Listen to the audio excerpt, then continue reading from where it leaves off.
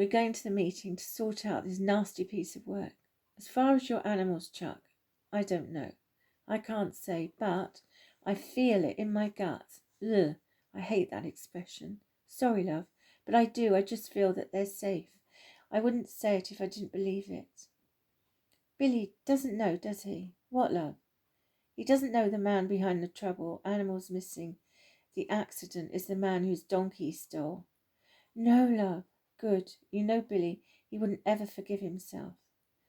Bets, Billy's got nothing to reproach himself about at all. What he did to save Bonnie was nothing short of heroic. Oh, Chuck, bless you. Sid arrived in his Vauxhall Viva. I'll go in the back, Chuck. Chuck said nothing. He wasn't in the best of moods. He was going to that Terry's home. He wasn't comfortable with that. His truck had been taken on a transporter to Scotland. George thought his Morris Mini Cooper would be uncomfortable for his friend, so accepted Sid's offer of a lift. Chuck didn't like the feeling of being out of control of his own situation. George climbed into the back as Chuck got into the car. He was instantly met with the smell of stale tobacco. The car was stained from smoking. This felt no roomier than George's Morris Mini Cooper, and that smelt nice.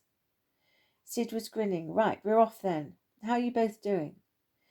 Well, apart from being in here instead of Scotland where my house is and car is, friend in hospital after a tree land in front of their car, my pet's missing, I'm fine. Oh, Sid looked in the mirror at George, who smiled awkwardly. The journey was silent. When they reached the estate, Sid stopped short of the drive. Listen, Gov, I know you're angry, furious, I get that, but we should at least look united in front of old Butterworth. He is right, Chuck. I know, I've just got a stinking headache, that's all. They pulled up the gravel drive to the large manor house. There was a blue Land Rover Classic. Look, Chuck, Series 3 like yours. 4-cylinder, isn't it? Yes. Yes, Sid. 4-speed Land gearbox. Rover gearbox. Yeah, George. That extra 5th gear, better for cruising. She's beat up. Yes, Chuck, yours is in much better nick. Wonder if it's staff. Must be Sid. Chuck really wasn't interested. His head was thumping. So you like my old girl? They turned. Mr. Butterworth was walking down the steps. This is yours? Yes, Sid. Well, well, well, look at you. You two. What a sight for sore eyes.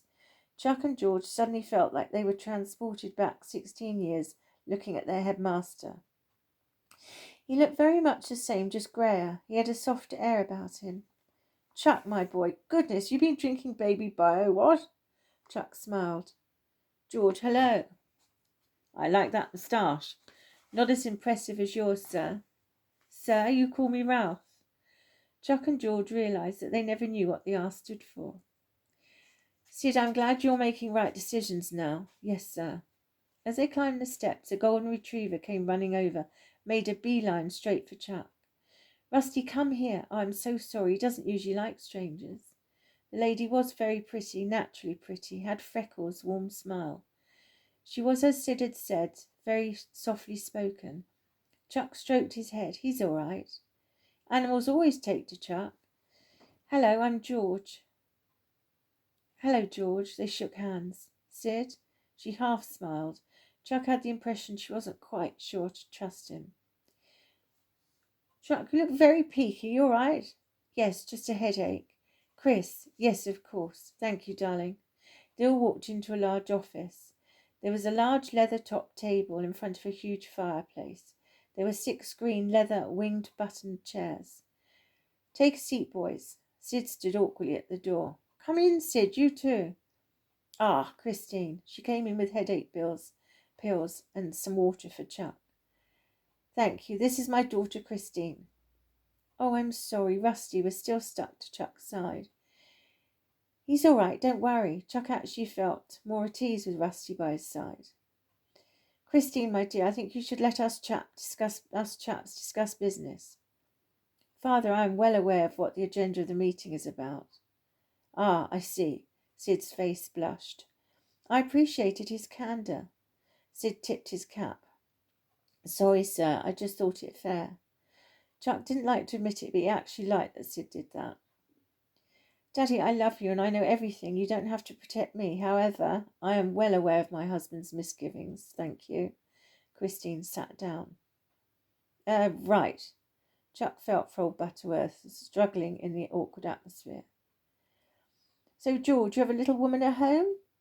Yes. George jumped at every opportunity to show his wife's photo. He took out his wallet. My, beautiful girl. Yeah, she really is. George and Chuck shot a look at Sid. Your son, how old? He's 10, sir, and he is a credit to them. Lovely boy. Thanks, Chuck. You, my boy, married? Married, Chuck's a widow. Sid placed his hand on Chuck's shoulder. That's rough, mate. Sorry. Chuck moved away. He certainly did not need sympathy from Sid. George looked at his best friend. He knew that expression. Perhaps Sid was being genuine, but he just didn't need his sympathy. Mr. Butterworth was astute enough to let the matter rest. Well, sadly, let's get to some pleasant business to my son-in-law. The meeting proved to be very enlightening. George was shocked. He had never, ever heard of anyone like this Terry character. George noticed Christine had the same 1,000-mile stare that Chuck had sometimes. This lady had certainly not had an easy life with this man. He just wanted to get home and give Betty a huge hug and tell her how much he appreciated her. Christine was horrified to hear about Chestnut, now Bonnie. She had no idea this was the last straw for her. This was the moment she made up her mind. She could put up with his treatment of her, but not her daughter. Daddy, I'm sorry to interrupt, please. Why, Daddy, you never mentioned her. You never said you and Mummy had bought Chestnut for Sarah. Did you not think it was odd that I never thanked you, Daddy? Never once mentioned her? Darling, I asked Terry. He said you were sensitive about the subject. Sensitive? Terry told me Chestnut had kicked Sarah. Remember when she had a broken arm? He said Chestnut had done that. You had made a difficult decision to get rid of her. It was best not to mention it, as it would upset you. Daddy, Sarah fell off her swing set. I told you that. I know. I'm so sorry. I addressed that. Terry told me that was you protecting our feelings. It made sense at the time. Well, where is Chestnut? George explained.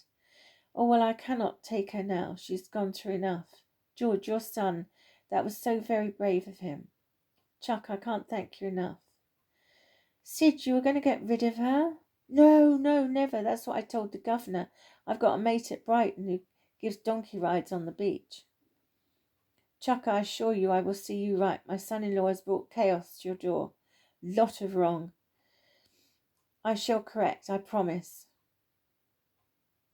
Chuck went to argue with Mr. Butterworth, but he put his hand up, and Chuck was instantly back in the headmaster office.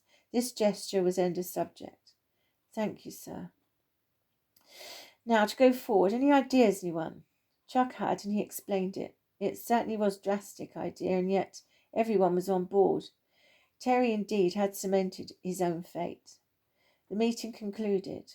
Chuck's foot was dead. Rusty had laid on his foot for the entirety of the meeting. You certainly have made a friend there, Chuck. I'm so very sorry my husband had brought such turmoil into your life. What he is into your life. Christine, sweetheart, I promise you I'll do my best to correct what he has done. Chuck, I will put things right, my boy. It's a crying shame you doing a good deed has come to this. Now, where is your car? In Scotland, sir. Chuck has the same as you, except it's green. Good choice. Bloody marvellous, practical, reliable. I say, Chuck, no doubt yours in better condition, what? Chuck just smiled. May I ask you why the removal lorry is still here? Well, to be honest, I had no idea what to do, how long my pets. I'm at a loss what to do.